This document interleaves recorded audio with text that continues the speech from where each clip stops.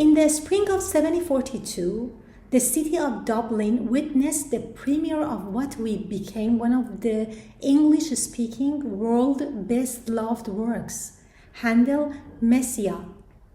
The composer was reputed to have written down the Oratorio in only 24 days.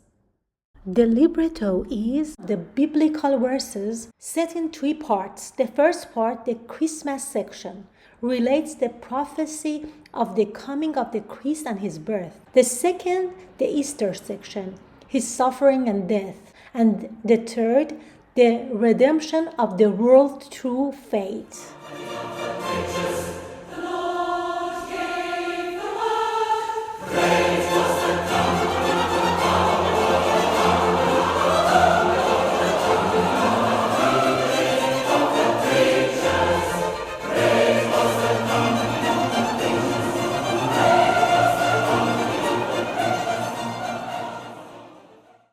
Ritornello form is a several exchange between the 2 contrasting groups.